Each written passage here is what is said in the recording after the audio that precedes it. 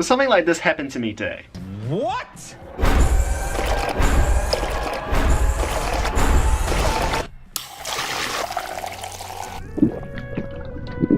I don't believe this. I felt like my friends like pressuring me a lot, so I want to make a video about peer pressure today. I just finished my exams. Woohoo! As a kid, I always get peer pressured, like since day one of my life until now. And I just want to give you 3 of my tips and how I deal with it and how I got over peer pressure. But before all that, I just want to say thank you for watching this video. Click the like button below and comment on any opinions that you want to say. I'm happy to hear all your comments and stuff. Anyways, let's start. So the first tip in dealing with peer pressure is actually to stay calm and assess the situation. A lot of times when you're pressured, usually the person wouldn't be calm, it'll be really alerted. It usually is like fairly sudden. We can't have anyone freak out there, okay? We've got to keep our composure.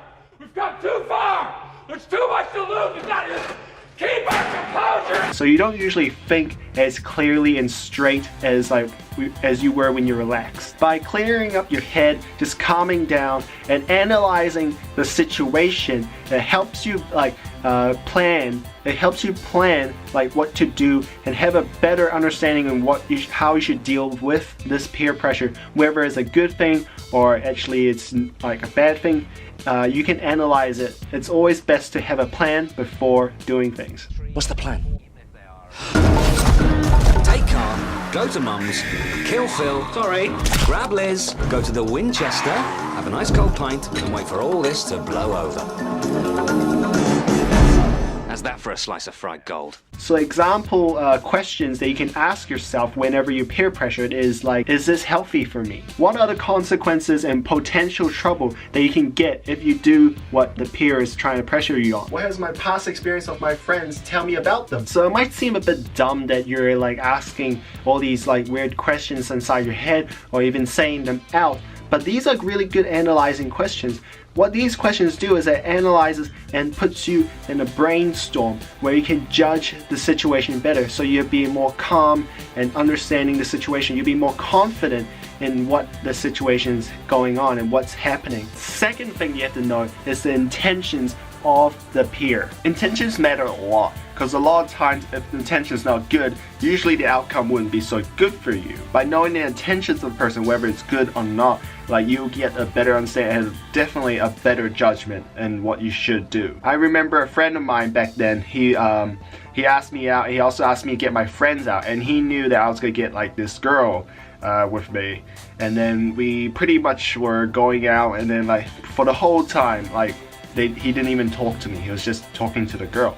So we didn't even catch up or anything like that. So it's just like the intention of the person was different from what I expected. So I felt like, oh, he just kind of used me a little bit.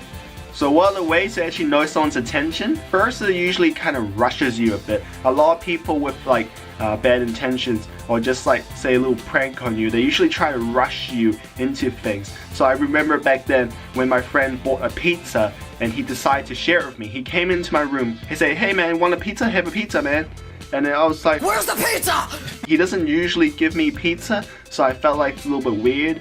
And like, oh, good thing I didn't try it.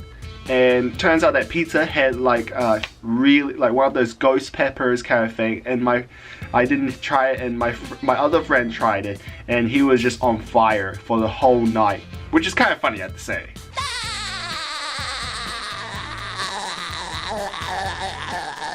So when someone's peer pressuring you and doing it in a rush and doing something out of the ordinary, then something might be up.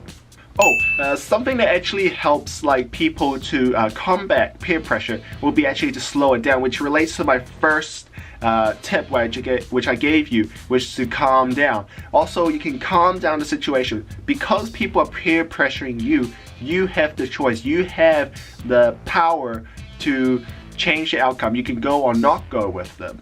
They would do anything to do it, but like, it's your choice. If you slow down the pace, a lot of people try to rush you into things, such as like retail shoppers. They always love to give you a lot of information, bombard you with information, just quickly tell you to quickly buy things before they run out. But in fact, a lot of times, like in the store behind, they have a lot of stock, and like usually it doesn't discounts can last for a long time. That's what they try to do. They always try to rush you into things so you don't think it's clear. So always slow down the pace.